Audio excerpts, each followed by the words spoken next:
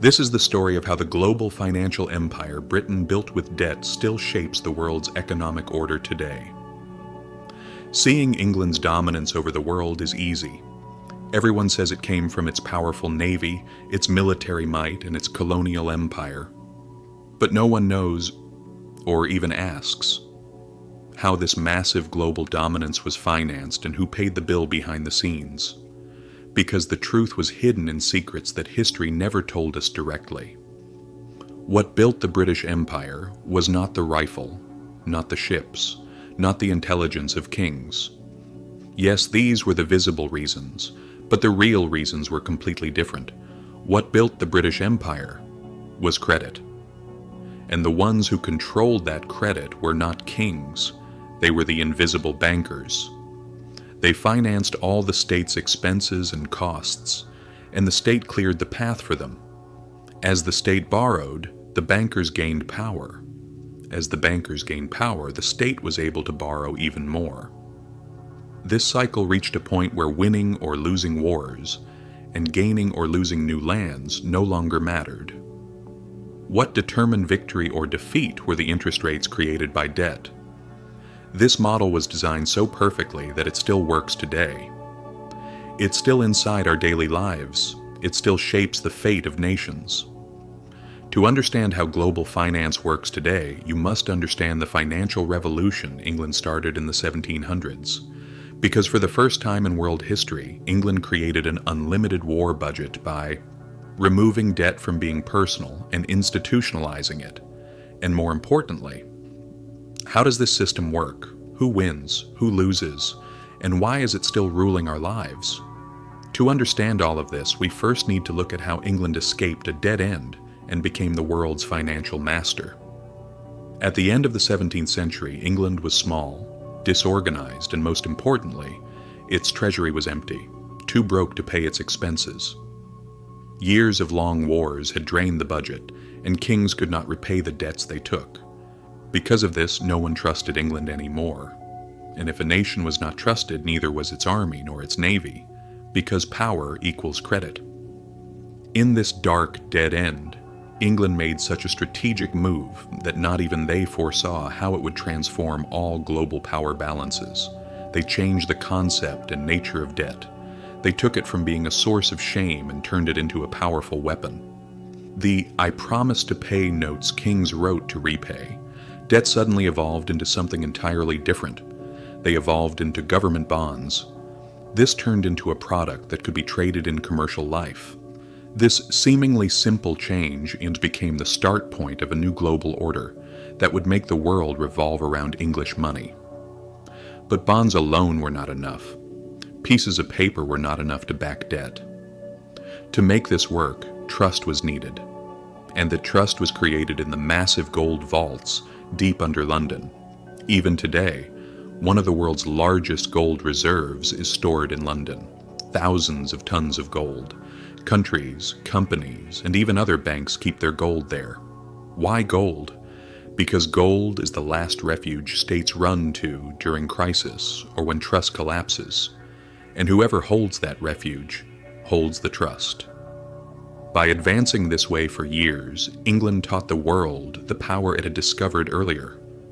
Gold is with us, debt is with us, trade is with us, so power is with us. It's that simple. Mathematically, they discovered something before anyone else. Debt plus gold equals global control. Whenever England entered a war, its rivals would first spend the last of their own money and gold.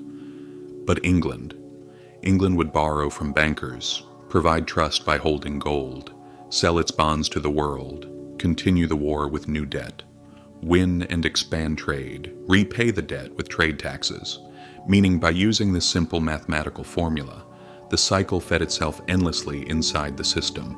Debt, war, trade, tax, repayment of debt, new war, new trade. From the day they discovered this, the cycle continued for about 250 years. And what was the result? At one point, half of the world's land was covered under the shadow of the British flag. But were these lands conquered by soldiers anymore? Not at all. What achieved this were the financial engineers. And as Britain grew, just like everything else grows, the dark regions of finance grew too. As the empire expanded, it didn't only grow in land and territory. London's financial power expanded right along with it. Money was now not only for wars, but also for controlling the invisible side of trade, and that control increasingly centralized in London. Taxes flowing from the colonies, the massive ocean trade networks created by corporations, maritime transportation, the insurance system that made trade safe and covered losses, the gold market that sustained confidence, even offshore structures. All of it was now flowing toward a single center, beating inside London, the heart of the world's financial system. Today, when economists talk about global finance, offshore money flow, secret accounts, undeclared wealth, the roots of everything go back to the steps taken in exactly this era. A simple question naturally comes to mind. How could a country that had no money in its pocket, a country fighting wars with debt and credit, become the heart of global finance? Yes. When Britain entered wars, most of the time its treasury was completely empty. It had no gold, no silver, and the taxes collected from its people were not enough to cover expenses. Yet it still financed intercontinental wars. How? Because Britain's real power did not come from soldiers, it came from its borrowing system. That move made at the end of the century, tying state debts to regular interest, turning bonds into tradable products, and building a central credit machine to run the entire system, literally changed the rules of the game for the whole world. While rival countries were still borrowing based on the word of a single king, Britain opened its debt to the public, to the market. This meant a person could buy state debt worth £100 or £1,000 if they wanted. The money collected this way was used by the monarchy to pay all necessary expenses. This spread the cost of war not only across kings, but across all investors. In other words, the cost of wars was carried by investors, and when the time came, those holding the bonds collected their money with interest. And here came the massive breaking point. War was no longer a risk. It became an investment opportunity. Whenever the state entered a war, it sold bonds to fund the expenses. Investors put their money in, and investors received interest in return. In short, for everything the state wanted to do, it collected money from investors without touching its own gold or money. It expanded the army. The army captured new trade routes. Taxes increased from the growing trade. The state repaid its debt more comfortably, and the system grew even stronger. This cycle worked so beautifully and flawlessly that Britain, which had been on the brink of collapse, even managed to bring down France, a nation that had entire continents, simply through the power of debt. While France was declaring bankruptcy after almost every war and trying to rebuild stability and trust with a new monetary order each time, Britain could sell new debt before the war even ended, no matter what the outcome would be.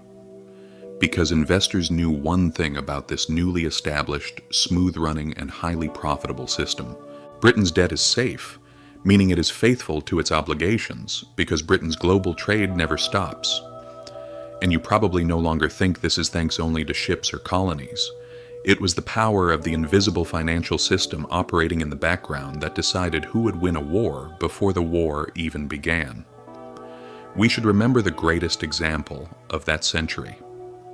During the War of Spanish Succession, Britain and France clashed for years across continental Europe. In terms of resources, France was richer in every way. Population, army size, everything was bigger. But long wars drained them, and financing it from the personal pockets of kings wasn't enough. The cost was simply too high. Britain, however, continued its war debts at much lower interest rates using money that didn't come from its own pocket, because government bonds in its market had become a trustworthy financial product. Thanks to this, Britain's army and navy kept running without interruption until the war ended. Their resources never stopped. So the real question wasn't, who has the stronger army? The real question was, who can borrow more cheaply? Britain solved this question earlier than its rivals, and by turning it into state policy, it transformed debt into a financial weapon. As debt grew, power grew. And as power grew, the empire grew in parallel. This system didn't work only during wars. The most important progress appeared in times of peace. Because with this new system, every new investment, every new trade agreement, every new customs tariff, all of it increased confidence among bondholders. And as confidence grew, the cost of borrowing fell. As costs fell, Britain borrowed more. The more it borrowed, the more it expanded. This was the first time in financial history that an empire fed itself using debt, a self-sustaining imperial cycle. Today, state debt feels normal to us, but back then it was revolutionary. Britain realized one truth earlier than everyone else, and used it to its advantage in the smartest way possible. If you use the entire country as collateral, no one will be afraid to finance you. And this realization carried Britain to a much more powerful region than the battlefield. It set the stage for Britain to sit on the throne of the global financial markets. So did it do this through war or through peacetime colonies? How exactly did it achieve this? Britain's new financial system worked on the battlefield, sure. But that was not even half the story. Everything described so far explains why this system was needed and where it was born. To claim the throne of the world economy, Britain still had a long way to go. And it started that journey through something that looked like trade. But behind the curtain was pure financial engineering. No empire in history grew through war alone. True, lasting expansion comes through money, credit, trade, and the flow of capital. By the 18th century, a new class had quietly risen in London. Who were they? Of course, the investors. For them, the risk of war, or who the war was fought against, didn't matter. What mattered was the return. Government bonds were safe, guaranteed, high-return investments. But there was a far bigger pie than wartime borrowing. Global trade. On the surface, it looked like trade was about spices, tea, textiles, cotton. But the thing turning the system wasn't the goods. Every ship, every caravan, every port, all of them operated on credit. Trade companies were no longer just transporting goods. They had begun developing their own systems. With financing provided by banks, they behaved like mini-states. Some of these companies had their own private armies, their own taxation systems, even their own courts. This allowed Britain to do something extraordinary. Territories it couldn't conquer through bloody warfare, it seized through global finance. Because it could obtain, with far less effort and far greater profit, everything it could get through war. They designed and operated this system so effectively that every nation felt Britain's superiority in trade. When a country became dependent on British goods, British credit, British insurance, that country's fate fell into Britain's hands. London's financial circles described this system like this: risk is zero for us, but the profit from every trade flows to London. And this turned Britain into a global money engine. As trade volume increased, state revenues grew. As revenues grew, the state repaid its debts easily.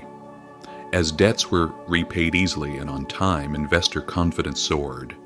As confidence soared, investors lent even more money to the state, more borrowing, bigger wars, bigger commercial privileges, a self-feeding, endless cycle, a living financial machine. Meanwhile, Britain's rivals were still scrambling to balance their war budgets. But London had become the financier of wars, the banker of world trade, and the safe vault of global capital, all at once. To understand how powerful this system was, you only need to look at one thing.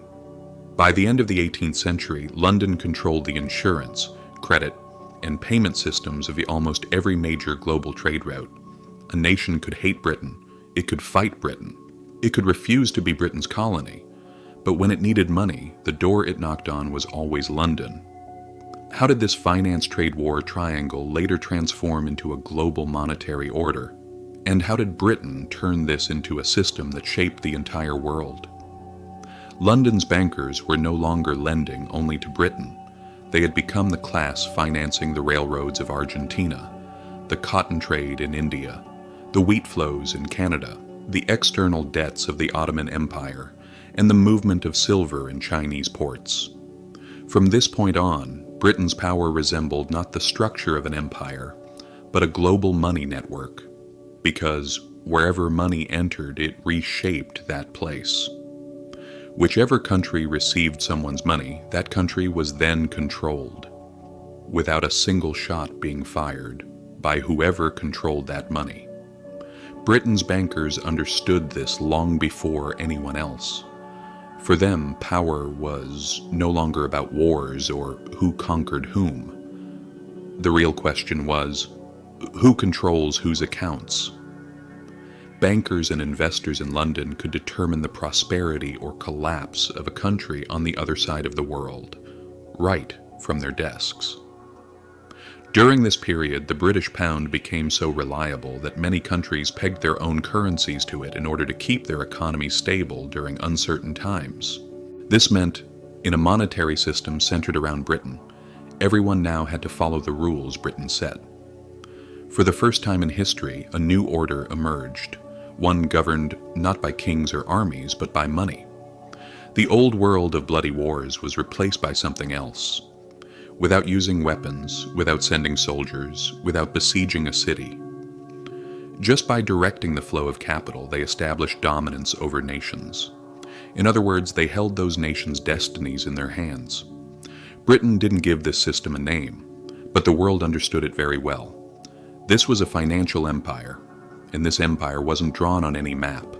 It was drawn inside bank vaults, credit agreements, trade invoices, interest rates, and investment flows. So what is the silent legacy this financial empire left us today? By the mid-20th century, Britain was no longer just a country. It was the center of a global payment infrastructure, the issuer of the world's most trusted reserve currency, the pound sterling, and the main artery of international borrowing. Sterling, controlled by London's banks, had become so powerful that it could shape the destinies of entire economies without a single trade ship needing to leave its port. Britain still had a military presence, and it was vast, but the true engine of the empire was no longer soldiers or ships. It was its financial networks. Railroads in Argentina were built with capital from London. Mines in South Africa were operated with credit recorded in London's books. The Caribbean, India, the Far East, the Middle East. All economic activity across these distant geographies flowed into a single center, the City of London. The strongest aspect of Britain's financial model was that it wasn't limited to war. It was a system powerful enough to determine a nation's economic future without ever invading its land. But as the 20th century arrived, global wars emerged and shifted power balances. World War I strained Britain's financial capacity. Uncertainty is embedded in the nature of war, and this was the first break in the balance. Britain never fully recovered before finding itself in the middle of World War II. In this new situation during the Second World War, the center of financial gravity shifted completely across the Atlantic to the United States. But here is the interesting part. The new center, the United States of America, didn't invent this. It inherited almost exactly the same financial model Britain had created to save itself in moments of desperation. And America turned that model into the system we live under today. All of these techniques were first built by Britain. The US simply took over the system with a much larger economic capacity and expanded it. Thus, the financial architecture designed by Britain continued to grow and survive even as the British Empire itself declined. Wars financed by credit, global trade networks shaped by financial engineering, state debt turning into a weapon of power. These structures explain not only the rise of an empire, but also the foundation of today's modern global economic system. The system built by Britain's bankers is no longer owned by any single nation. The story doesn't end with the collapse of the British Empire. It ends with the global survival of the financial order it created. If you liked it or found it helpful, you can subscribe, like, or share, The choice is yours. See you in the next video.